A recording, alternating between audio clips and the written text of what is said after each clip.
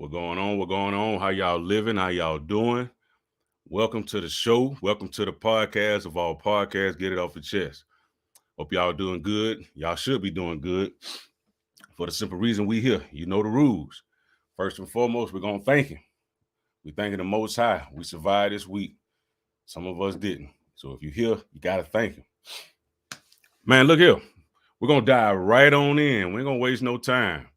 Uh, we're gonna talk about a little politics today. You know, you good out there, Ali? Everything good. Talking to my engineer, he good. We're gonna talk about a little politics today, man. Like I said earlier, and sometimes I call it hood politics because I want to explain to y'all that before I get into this.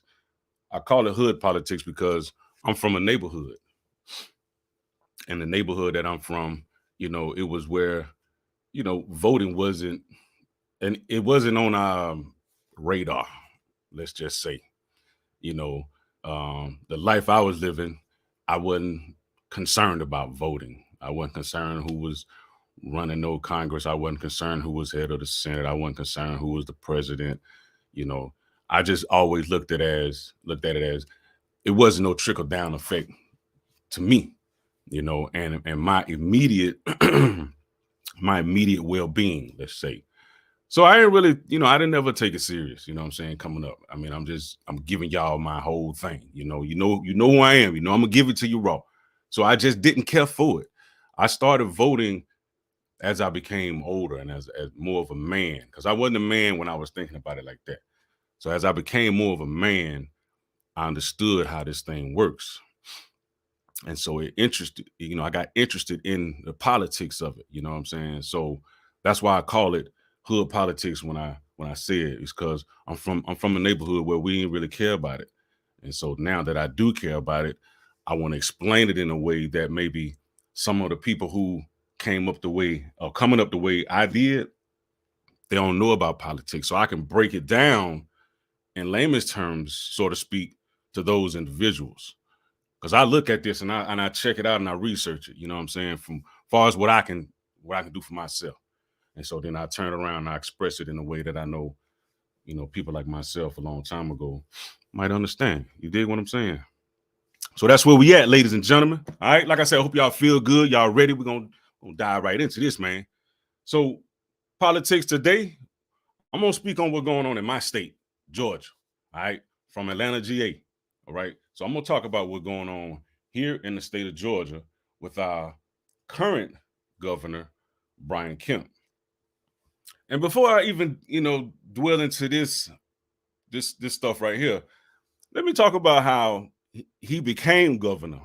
So some of y'all that listening, you don't know nothing about him. Maybe you don't know how he, started. First and foremost, as I'm telling you this information, y'all can see I'm on my laptop today because I got a lot of information. So I didn't want to write stuff down and miss it. So I'm gonna go straight off of here. And but remember, as I'm telling you this information, because I'm just gonna give you facts. He was the Secretary of State, all right, here in the state of Georgia before he was governor. All right. So remember that. Remember that fact. All right. So uh like I said, before I get into this, how he became governor as far as his campaigning, and it might sound wild, but Google it if you have to. He ran up under he had a shotgun, and this gentleman was wanting to date his daughter. And it was like, yo, basically, you see me with this shotgun, you know what I'm saying, you want to date my daughter, you better be straight. Y'all know how that play. But the fact of the matter is he ran this on national TV here as a campaign to run for governor. Now, for me, I thought it was fucking crazy. You got a shotgun damn near pointed at this man or this young man because he wanted to date your daughter. So that's first foremost. All right, that's how he became governor. That was his campaign. Let's get into some facts, ladies and gentlemen. All right. All right. So one of the things, first thing we're gonna start off is how they say the elephant in the room. How he, fed into the previous president's claims about the election that was fraud, as they say. Okay. So Kemp took a victory lap in claiming he did the right thing by certifying the 2020 election. Thing about that, ladies and gentlemen, it was his duty by law. He had to do it. Okay. You know the term people say, yeah, because I say it. You say this out your mouth, but what are your actions? All right. So, like despite all the clear evidence on the ground, he still kept alive the Republican scrutiny of absentee ballots and not even called for a signature match. I'm gonna talk about the signature match in a second, but the scrutiny of absentee ballots, that's because a lot of Democrats use absentee ballots, right?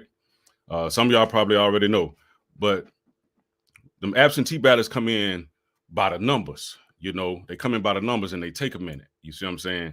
And a lot of the times, absentee ballots are used by minorities, people like myself, Black, brown individuals, so on and so forth. So that was this whole thing. They wanted to, man, them absentee ballots they flawed, they this and they that. They got dead people using dead people names on these absentee ballots and whoop de whoop. All that kind of stuff is what they was talking about.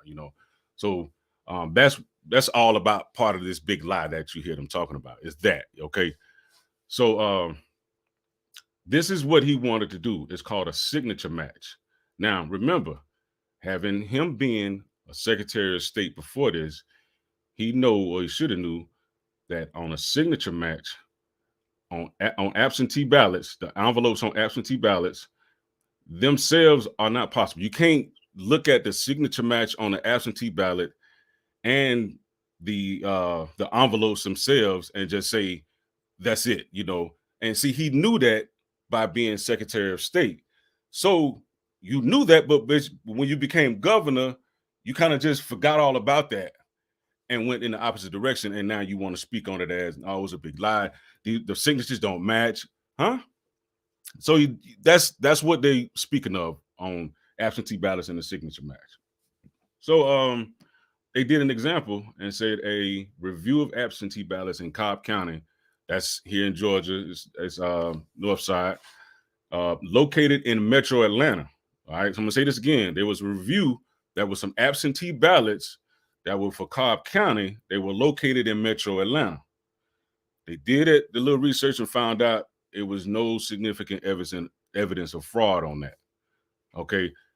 It might be minute things because you got human beings handling, all this information. So mistakes gonna happen. This was a mistake where some ballots came in that was supposed to be for Cobb County, ended up in Metro Atlanta. They made sure that it was good and found out it wasn't nothing wrong. So they, marked it off. It wasn't no big deal. So this what they say, okay, also, okay, after the sweeping voting bill that he himself championed, it was just an outgrowth of former President Donald Trump big lie. Provisions seeking to limit absentee ballot use, including restricting the number of drop box locations in a given county, are a direct result of Republicans' fear of Democratic voter turnout. All right, a couple of episodes ago, we talked about this.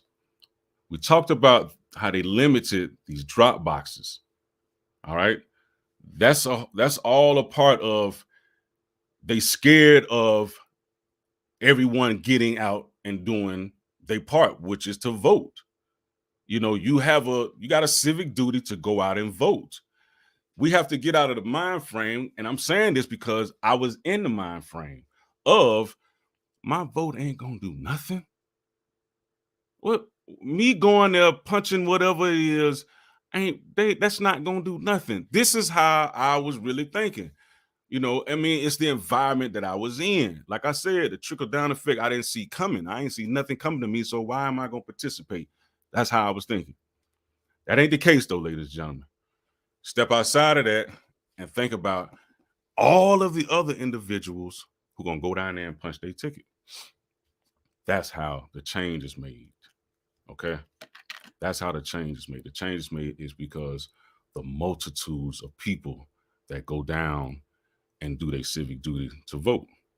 If they don't like what's going on in their area, in their state, in their city, then you go out and you change it because The politicians have gotten beside themselves. They forgot that they work for you. See, they don't speak on that anymore. But they work for us. We are taxpayers. They work for us. When you don't like what they're doing, you go down and you say, nope, not you anymore. This particular person is who I want now. And that's how that's done. So they still are heavy in this voter fraud campaign that they have going on, ladies and gentlemen, to the point where in certain states, especially like Arizona was one of the states in 2020 that almost flipped the legit votes, but they had the right governor, the right secretary of state appointed and said, no, we're not doing that. Those same people aren't there anymore for this election that's coming up, ladies and gentlemen. Those same people aren't there. Okay. So they are able to say, well, I don't think this is right. And say, hey, yeah, this is what we found. We did the research. We investigated this, that, and the third, and go in there and can change it and say, yeah, so he won or she won, whichever direction they're trying to go, which I think we all know. Because 45, he trying to get back in there, right? Okay, you see where this going, right? So this is one of the heavy parts of why a lot of people, especially myself, think Governor Kemp, he needs to be removed from office. All right. You still claiming what happened in 2020 was legit on Trump's behalf. And that's not the case. I mean, anybody can see that. So if you got regular individuals out here who can see that and they still want to abide with what Kemp's saying, then my thing is, well, you lining up with that, and I really don't have nothing to do with those type of individuals, because it's something mentally got to be going on if you can't just see that it's a blatant lie of what they discussing. So anyway, that's one of the main reasons why he need to get out of here. Okay, now let's go to a little bit more playing field that I know about, as well. Advocating for bad waiver plan to avoid Medicaid expansion. All right. Advocating for bad waiver plan to avoid Medicaid expansion. So follow me, ladies and gentlemen, on this right here. Georgia remains among a handful of states that have refused to expand Medicaid coverage. Instead of taking advantage of federal dollars for healthcare expansion, Kemp continues to advocate for programs that will bypass protections in the Affordable Care Act and send people into a private marketplace. All right, so let's start with the Affordable Care Act. If some of y'all, listening, remember how Trump was trying to destroy the Affordable Care Act, in layman's terms, that's Obamacare. Okay? That's what that is. Affordable Care Act program is Obamacare. So he wanted to destroy that. All right. I want to take y'all back, and then I'm gonna bring y'all here. So when President Trump first got in office, one of the first things, and he yelled it out, was to demolish the Affordable Care Act, Obamacare. He did not want it, right? He fought it, man. He fought it. He fought it tooth and nail. I mean, for his whole presidency. Now, I say that to say this. What did they just say in this part right here? Instead of taking advantage of federal dollars for healthcare expansion, Kemp continues to advocate for programs that will bypass protections. Bypass protections. That means if he was to say, all right, let's go with this, then Obamacare is protected. You follow me? He wants to get into programs where it's not protected. All right, so we're going to keep going. And, send people to a private marketplace. Consumer protection advocates remain concerned about the potential pitfalls of such proposals to circumvent the healthcare.gov exchange program, Obamacare. Combined with the refusal to expand Medicaid under the Affordable Care Act, Kemp and his allies are literally playing politics with people's lives. I'm gonna say that one more time just in case you was doing something. It's Saturday. I know everybody, moving and shaking. That's why I say y'all come in pregame with your boy before you go. So I'm gonna read this one more time. It's imperative that you check me out. Consumer protection advocates remain concerned about the potential pitfalls of such proposals to circumvent the healthcare.gov exchange program, Obamacare, combined with the refusal to expand Medicaid under the Affordable Care Act. Kemp and his allies are literally playing politics with people's lives. They know that this can save lives of millions of people in this state here. He's the governor of Georgia, talking about what's going on in my spot, okay? But he don't want to do that. He's bypassing programs that can save lives. Think about that. They coming to him with a proposal. Hey, Mr. Kemp, look at, man. They probably sitting down somewhere, drinking coffee, whatever, eating good. You know what I'm saying? Like this, he's the governor. They eating good. They sipping good. You dig what I'm saying? Somebody bringing a proposal with, because proposals happen. They can happen anywhere. You see what I'm saying? You sign them at the house, at the Capitol. You sign them, but he could be proposed anywhere. And say, hey, man, let's do this for the people of Georgia, man. It'll protect, the ones that are up under the Obamacare. Nah, man, I'm good. He said he good. He ain't worried about it. And so that's why they say he's literally playing politics with people's lives, because he denied the people of Georgia the protection of such. Continue. Back in March, Laura Colbert, executive director of Georgians for a Healthy Future, told Georgia Public Broadcast that Medicaid expansion was a moral and cost-effective choice for Georgia. A moral and cost-effective. Okay? With new incentives in the Biden administration COVID-19 relief package, Medicaid expansion will not only save Georgia money and ensure more people. It's a lot being said in that very small paragraph right there. And this is from the executive director for Georgians for a Healthy Future. Just the name of what she's the executive director of, Georgians for a Healthy Future.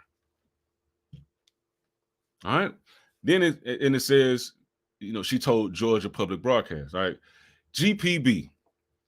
You from Atlanta, Georgia, you from Georgia, period, you know what GPB is. That's Channel 8. Channel 8, Channel 30 is Channel 8, I think, right? And so a lot of people don't watch Channel 8, but there's so much information on Channel 8. Georgia Public Broadcast has a lot of information on there, but a lot of us don't watch it. And when I say a lot of us, I mean my people, man. A lot of my people don't watch it. It's just what it is.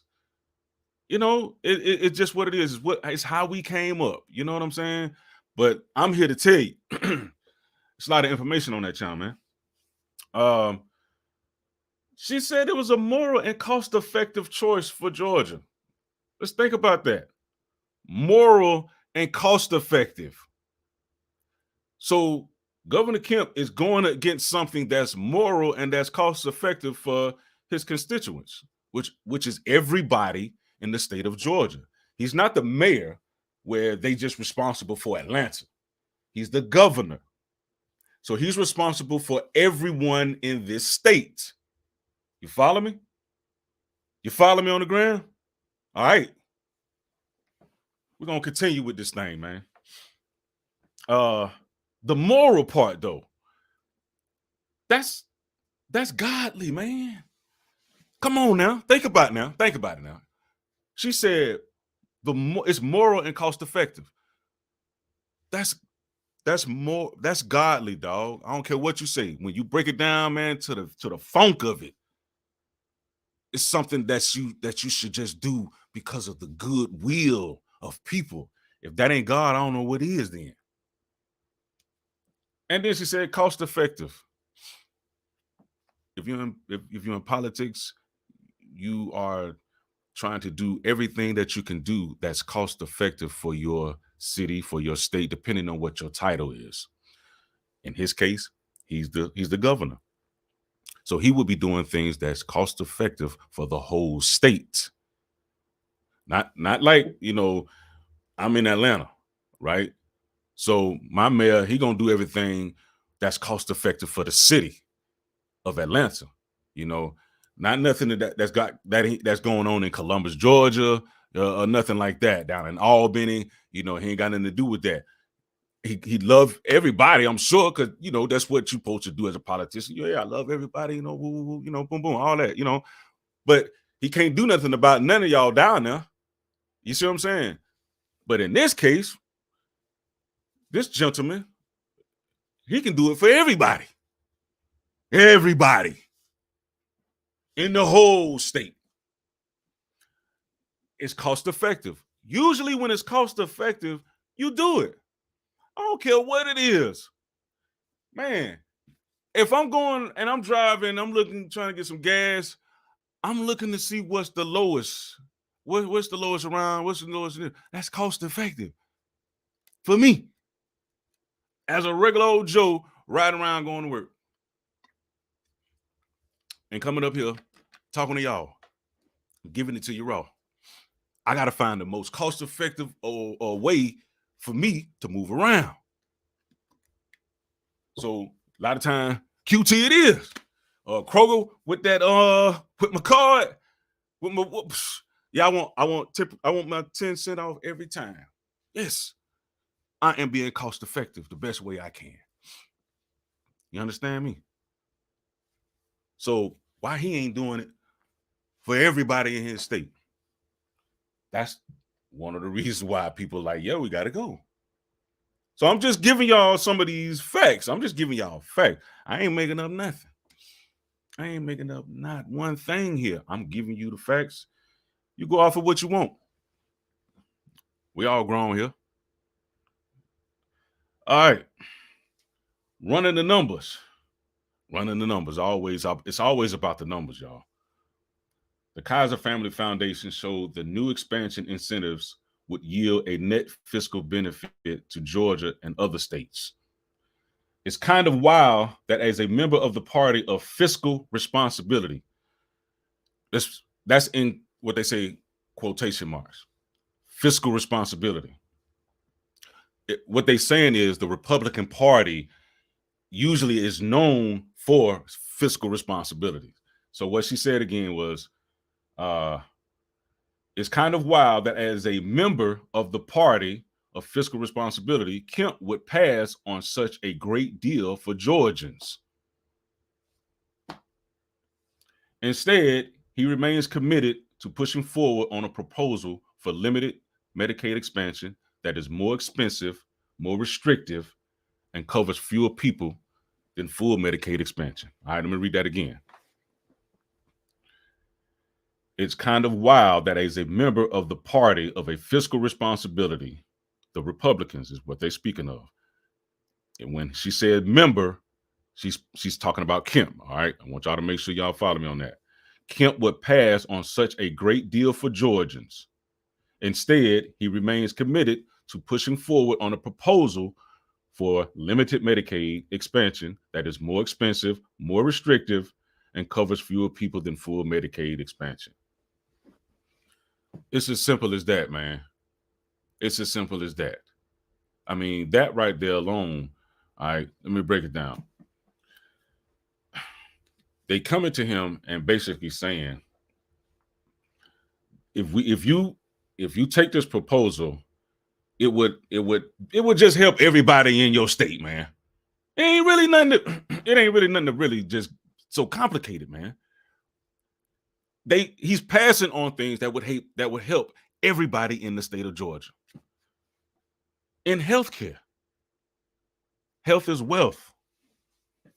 Why would you bypass on it? Of course, he don't have an answer, but so, and if you're going to remain committed, so think about that. He remains committed. So that means whatever he's saying out of his mouth, remember I told y'all, whatever he's saying out of his mouth, he's just saying. What are your actions? Your actions tell me right here that he remains committed to pushing forward on a proposal for limited Medicaid expansion. One thing about politicians, I'm sure, even if you don't know a lot about politics, they got the gift of gab. Everybody should know that. Politics got the gift of gab. It's a reason why they call it a campaign. I'm from the streets, man. I'm from the streets of Atlanta. Campaign was what we used to do as well. And the way we would do it, you put on your gear, you finna step out, you with your homies, y'all finna go and try to seize about these little females, and you finna campaign. You understand me? That's what we used to do. We used to campaign. You talk a little shit and whoop de whoop whoop. You understand? Because you clean, man. You feeling good, and you know it's whatever here. That's how you feeling. Because you got on the latest and the greatest, and your mouthpiece fly, your ride fly, you ain't flawed with it. You know what I'm saying? Everybody can put the stamp on you because you campaigning, man. That's what politicians do too. They campaign too. They go from city to city in they state, city to city, and they talking, they sharp, they got on their nice suits, they clean, they pulling up in something nice. They always got a big old bus, you know what I'm saying, with their face on it. Come on, man. It's the same thing. It's the same thing. They campaigning. They talking a little shit. They talking a whole lot of shit. Because they need that vote. I was campaigning because I'm on some real shit. I needed that ass. I'm just keeping it 100. I needed that ass, so I'm campaigning for it. And that's just what, I used to do. It's what it was. This right here is what they do. Campaigning, man. Hey, woo, woo, woo. Yeah, give me a piece of that old apple pie. And yeah, man, come and kiss the baby. Yeah, woo, woo. I need that vote, baby. I need that vote. That's what it is. You understand? But what are their actions, though? You understand me? What are their actions? He remains committed to pushing forward on a proposal for limited Medicaid expansion that is more expensive, more restrictive, and covers fewer people than full Medicaid expansion. Watch how they campaign, man. Is what I'm trying to tell you. Watch how they campaign. You got to dig a little deeper. You understand what I'm saying? Because if you dig a little deeper, you'll find the truth. Because if them little females would have dug a little deeper back in the day, they'd have found the truth. Oh, he after my juicy juice. You know what I'm saying? But when you campaigning, you gotta, you know what I'm saying? You can't let it be known of what the actual objective is. They know what it is. I'm man, you woman, you know what I'm saying? But you just can't be like, hey, can I have some of that? Nah, man, you got to campaign for that. You know what I'm saying? They want to, they want to see a show. I want to see a show, man. You want my vote? What you talking about and what you doing? I need to research. This real. Our lives are dependent on it. They just told you. They playing with your lives over politics, over power. Because that's really what it comes down to, is the power that you have. When you're in politics, you have a lot of power. And sometimes people get a hold of that power and they don't know what to do with it. They start doing the wrong thing with it. Because it's so much to have. Think about this, man. You over a whole state. You dig? You over a whole state. You call the shot in the whole place. This is your house. You can really say, yo, that's mine's. Georgia, that's mine's. And I'm going to do whatever I want to do with it. So in his case, what is he doing with it? That's where we at, ladies and gentlemen. What is he doing with his house? What do you want done with your house that you live in? Are you concerned about what's going on in your house first? Remember, I told you, I wasn't. I ain't care. It didn't matter. It was just where I was at. It didn't mean nothing. Wasn't nothing coming to me. If I got to come out here and do this, I got to sell this and all that to my people, then what the fuck going on in the White House gonna do with me? I still got to get out here and goddamn make sure I got something to eat today. So it didn't matter about no vote. Not no more. Not no more. This is why. So, I'm talking to my people, member, because everybody don't get it. Some of y'all do, but everybody don't get it. So, and I get a little passionate about it because our lives is at stake, man. Like, for real. I mean, because, think about this. Episode 3, I think. I can't remember at the rip, but we talked about the closing of Atlanta Medical Center. That's repercussions from this joker. That's repercussions from him and his decision. They just told you. He bypassed. When they said he bypassed, that's a part of what he bypassed. That's why Atlanta Medical Center is closing November the 1st. That's why the emergency room at used to be South Fulton, which was ran by Wellstar as well. That's the whole thing. Is Wellstar who, in covering all that. But him bypassing on all of that got the closure of Wellstar Atlanta Medical Center. Because you want to know why? You say? I'm explaining to you why. For those that don't know, Atlanta Medical Center is in the heart of the Black community, basically. A lot of people over there basically on Medicaid and Medicare. So remember what they said? He bypassed on programs that would expand it. Well, when he did that, that's what happened. The hospital said, well, we can't accept it. We don't have it. That comes from the top, man. That comes from your governor. It's only a few states. I read that earlier. It's only just a few states in this country that's dealing with what we deal with. Out of 52 of these now, what's a few? Few, 3 or 4. If it was any more than 10, they would say. You understand? We, in this state, we behind. We behind. But we steady be shucking and driving, though. It's all right to every now and then, but you still need to know what's going on. So I'm just trying to inform you. You know what I'm saying? Just trying to inform you. That's the reason why that hospital is closing. He bypassed those programs. So now what's going to happen? Okay, all those people got to go to work somewhere. All those people still got to be seen somewhere. They still got to get there. A lot of those people don't have transportation over there. So now they got to go to where? Grady? That's the nearest.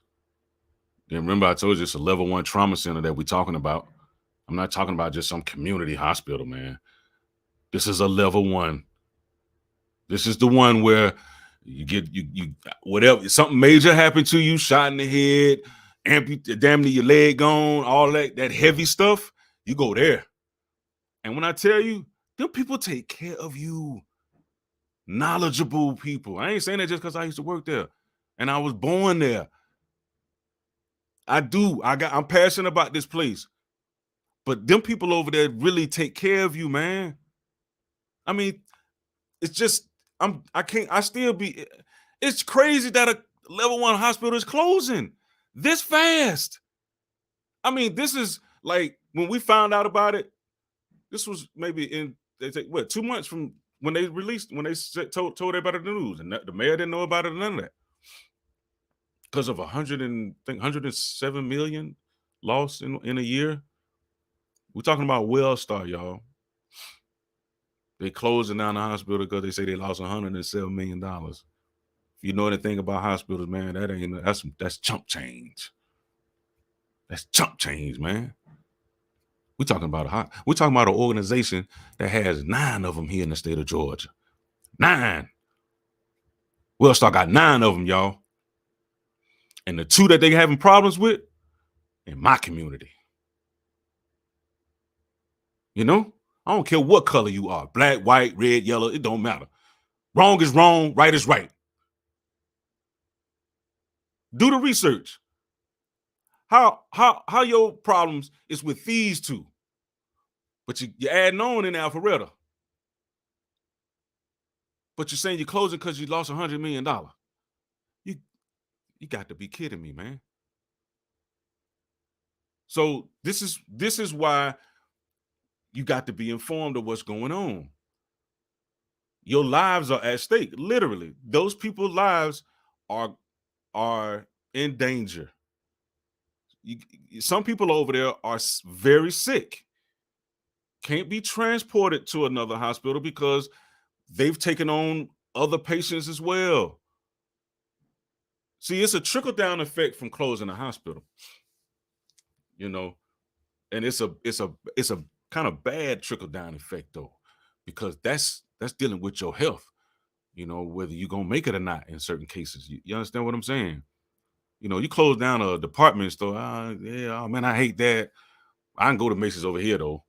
You understand what I'm saying? You can bounce back from that. That's not no big deal. But when you're talking about closing down a hospital, lives are at risk. Lives are at stake. Something happens near that community, they can't go there anymore. Now they got to go down the street, you know, to Grady. And you got to worry about, okay, can they take them on? Because it's so many people that's going to be compacted into Grady now. Because you only got one level 1 trauma hospital in the city of Atlanta. That's something to think about. That's something that sounds awful to me. I'm sorry, but I just don't get that. You know, maybe I'm a changed person. You know what I'm saying? I have more compassion about, you know, people than I used to when I was coming up because I was living the way I was living. But man, that's wrong, man. That's wrong. And we have somebody that's running the show, controlling the house, letting this happen. If it doesn't affect you, that's good. That's great. That's fantastic. But you should still look at this situation and know that that's wrong. How could you not? Nobody's saying that you need to come and save anybody. Can't nobody really save it. You can't save it. But acknowledge that it's wrong. And help in whatever way you can by getting this gentleman out of here. Because what he's doing is wrong.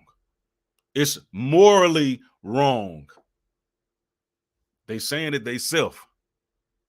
He's going against a moral and cost-effective program that can save Georgia and Georgians' lives. Botched pandemic response. Hesitant to close and the first to rush to reopen, Kemp's leadership was utterly lacking throughout the pandemic. Georgia's alleged rebound is a testament to its people's resilience and good sense, not Kemp. Read that again. Georgians' alleged rebound is a testament to its people's resilience and good sense, not Kemp. In a rush to appease the former president, Georgia was the first state to open last spring while the pandemic raged on. I remember that. I wasn't here. I was working during the pandemic, traveling out there, and I remember looking like he about to open, and everybody was like, what the hell is he doing? You know, don't nobody really even know what's going on. And you ready to open up. I remember that vividly. Like, yo, you worried about money. It's an economic thing. That's it. Over people's lives. Under Kemp's leadership, Georgia became the poster child for failed pandemic response. Kemp made headlines regularly during the early days of the pandemic for his bad decision-making and seemingly lack of awareness of the crisis at hand.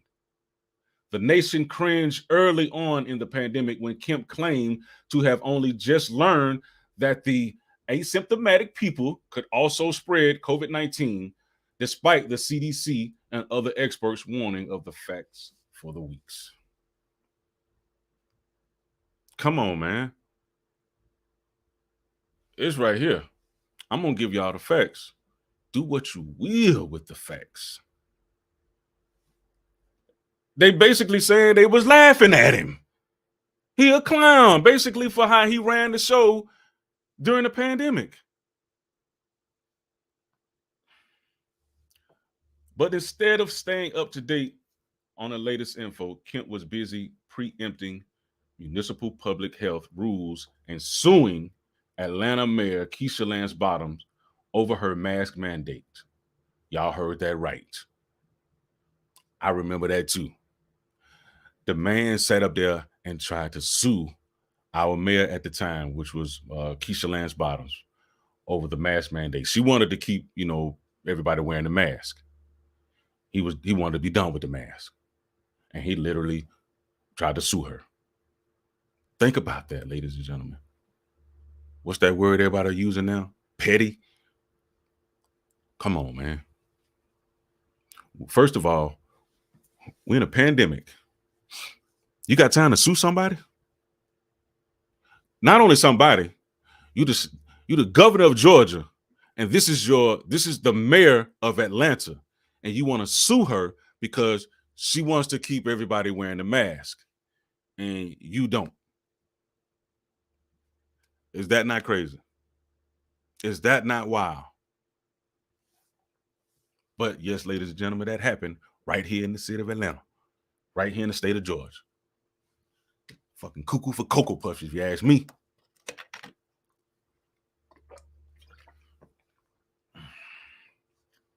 So, what is it? Several months after the COVID-19 vaccination were approved, Georgia continues to have one of the lowest vaccination rates in the country.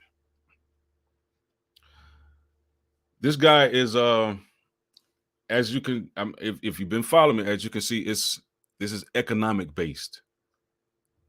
All of this is economic based, and it's fear that he'll be out if everyone comes out to vote. That's the fear of it. Ended pandemic unemployment compensation early. What did I just say? I said it's economic, and this is where we're going next. Ended pandemic unemployment compensation early. Kemp was among Republican governors parroting unfounded claims that additional unemployment compensation kept people from working. So what they saying right there, ladies and gentlemen, he's saying by us giving these people unemployment who are not working during the pandemic is going to keep them from working. That's what they believed. Another example of his failure in compassion and pandemic response. Kemp claimed to end the supplement was necessary because business owners complained about not being able to find workers. I'm not understanding that part. Like, remember, ladies and gentlemen, I said be careful of how they campaign and what they say, okay? What he said again? Kemp claimed to end the supplement was necessary because business owners complained about not being able to find workers. Supporting people staying home during a pandemic health crisis, whether due to lack of childcare or healthcare concerns, shouldn't be considered a negative. A May fact sheet from the Century Foundation pointed out the negative consequences for Black and other workers of color in ending the federal unemployment supplement. Because that's what they're saying is most of the people who was getting it was minorities, Black and brown individuals. When I was out there and working I remember seeing the difference. Like the people that was actually going back to work were they made up this term, essential workers, and it was mostly Black and brown going back out to work during the heavy part of the pandemic. Bus drivers, regular jobs. If the stores still open, cashiers, supermarkets, it was just those individuals. And most of those individuals are Black and brown. This is what it is. And so during that time, a lot of them was getting sick, you know. A lot of them was getting sick. I mean, especially early on, because some places had masks, some places didn't have to have masks. So if you add that on with lack of health care, then what happens? Then people started dying. People started dying. And, you know, here we are. You know what I'm saying? So this is one of the things that they're talking about when this is what they're getting into. Careful economic research during the pandemic found that major changes in the pandemic unemployment compensation, first from 600 to 300 in September. It started off at $600, went to $300. Then from 0 to 300 in January, had little impact either way on finding job rates. Campaigning. He campaigning. He's saying whatever he wants to say, and that's what he gonna put out there. But people go back behind and they do the research. Speaking during the Make press conference in response to the ending benefit, State Representative Kim Schofield spoke out on behalf of vulnerable workers. Atlanta's 11 Alive quoted Schofield as saying Kemp was intentionally crushing families during a pandemic. Nothing the disproportionate impact of his decision on Black and other workers of the disproportionate impact of his decision on Black and other workers of color. This is, see, I'm not just saying something, okay? I'm saying something because of how I feel and what I've seen, because I live in the state of Georgia. So I'm seeing how he move. These people are seeing it too. I'm gonna repeat that. Speaking during the May press conference in response to the ending benefit, State Representative Kim Schofield spoke out on behalf of vulnerable workers. Atlanta's 11 Alive quoted her as saying Kemp was intentionally crushing families during a pandemic, noting the disproportionate impact of her decision on Black and other workers of color. By removing Georgia's unemployment safety net, it further stresses Georgians who lost their jobs through no fault of their own, she said. Come on, man. By removing Georgia's unemployment safety net, that extra $6, remember the extra 600? It further stresses Georgians who lost their jobs through no fault of their own. These are the facts. These are the facts, y'all. Remember the drop boxes, the lack thereof. Remember all those things that we discussed, y'all. This is unlike any other midterm election that we're about to have. It truly is. And I speak on that part because depending on who's run the House and run the Senate, whether it's if it's the Republicans, if they get it all back, in layman's terms, remember what Trump tried to do and have his people do January 6th. They'll be able to run the show however they want to run the show. However they want to do, because if you notice, they don't have a policy or anything like that. I'm speaking on Republicans. They don't have a policy or anything like that to go against what Joe Biden is doing with the money that he just, passed, with the bill that he just passed. So if the Republicans get back in, they can run it how 45 has been trying to run it, in sort of a dictatorship way. So your lives are really at stake in a sense, even before all of this, because depending on what happened to that to 45, some people out here ready to go on a civil war for that man. You understand that? There's some people out here that's ready to go and start a civil war for him if something happened to him or anything like that. It's a lot going on out here with these politics. It's a lot going on out here with these politics. I just want to try to, get it, give it to y'all in a way that you can understand it, and you do what you will with it. You do what you will with it, but just understand that what's going on now, you will feel the effect of it if it don't go in our way. If this gentleman gets to stay, I just read to you what he didn't do. I just read to you what he didn't do for the state of Georgia. You understand what I'm saying? So what else is there? He hasn't came up with a plan to benefit everyone in the state of Georgia. He has a plan to benefit his, good old buddy system. You know, if you eat with me, you eat with me. You know, if you ain't up there with me, you ain't up there with me. And that's just how they roll here. This is Georgia. I live in Georgia, y'all. All right. Dixie. You understand? Our state flag was the Confederate flag. Okay. It is what it is. You know, if you don't want to be hearing about it, that's because you're running from the truth. It is what it is. But this is what they're trying to get back to. They're trying to get back to that nonsense. I mean, they just said playing with your lives over politics. So, and do your research if you convict a felon.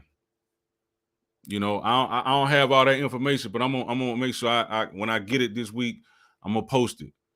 Cause see, down there in Florida, convicted felons are able to vote down there. But DeSantis came up with this secret little rule to whereas you're not supposed to vote. And if you have voted, they're arresting people. They actually are arresting individuals that have voted already. And this voting task force that he just concocted, basically, going out and they're arresting individuals and they're telling him, her, because it's been women too.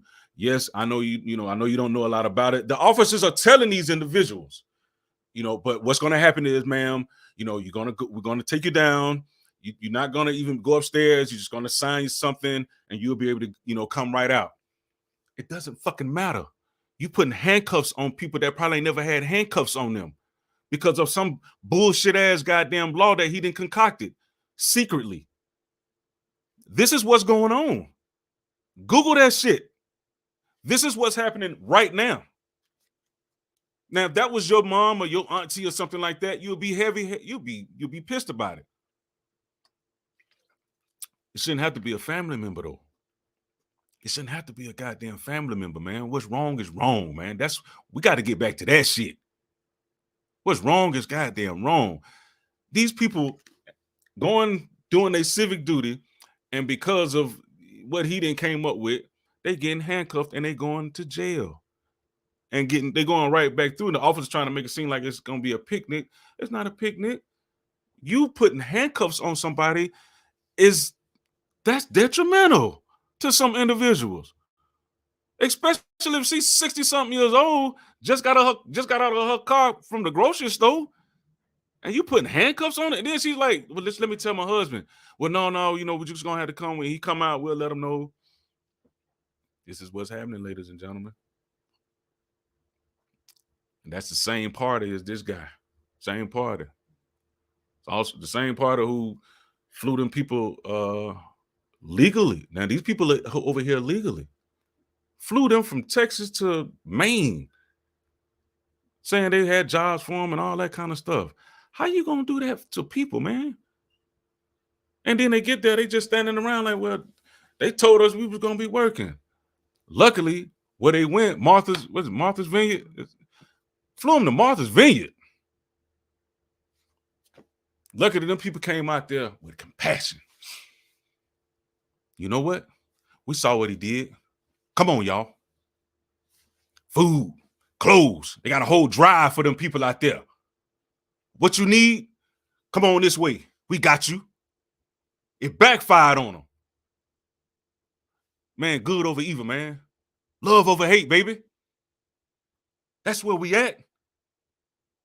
And that's what happened. People end up getting work from places out there. But what's crazy is you the governor of Florida, right? You done paid $12 million to have these folks out of Texas to go to Maine. Them ain't even the people that's in your state. They ain't even in your state. You know what happened when he did that? Business owners in Florida were like, oh man, we need workers. Why you ain't just send them here? Because they playing that game, they campaigning.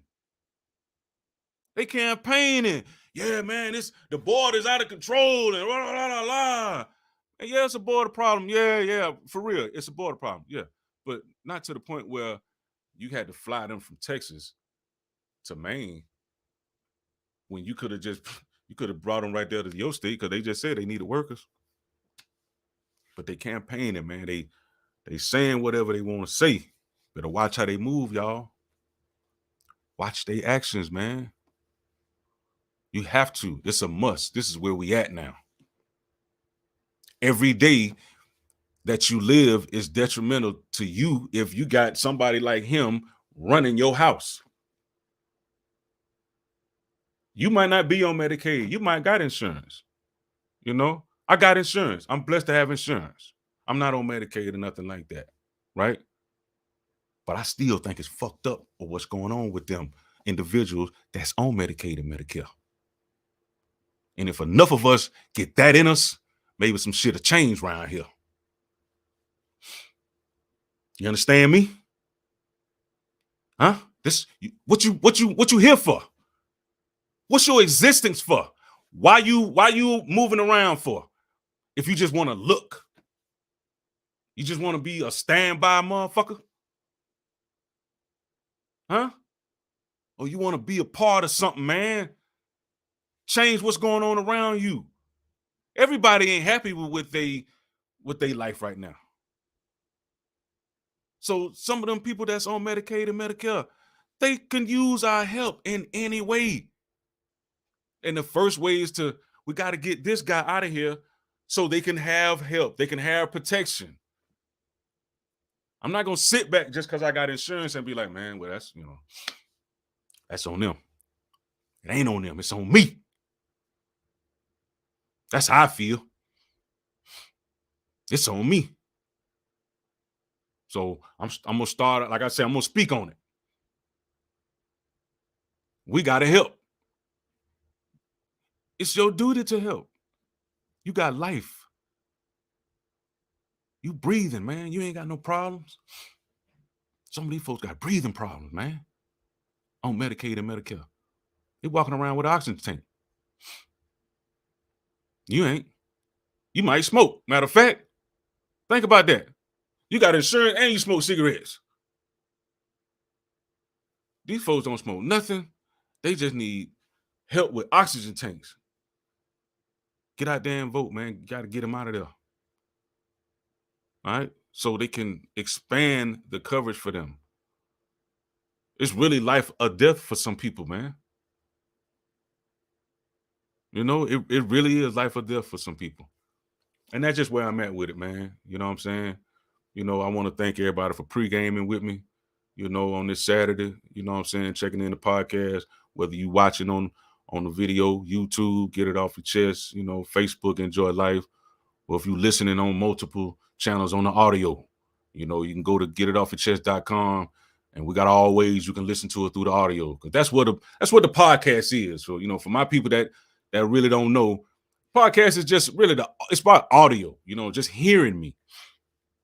I do the video because, you know, we be having so much going on, man. You know what I'm saying? We be going places, interviewing folks, you know, people coming here, you know what I'm saying? We got stuff we want to show you. You know, it's stuff that's tangible I want to show y'all. So that's why I do the video. You know what I'm saying? So it's for whichever you want to do, man. YouTube, Instagram, it's for whatever. Pick one. We got plenty. So thank y'all again, man. You know, we're gonna finish it off. I want to make sure y'all stay creative, be creative, man, because you are creative. Have a blessed week. Keep your arm on. I see y'all at the top.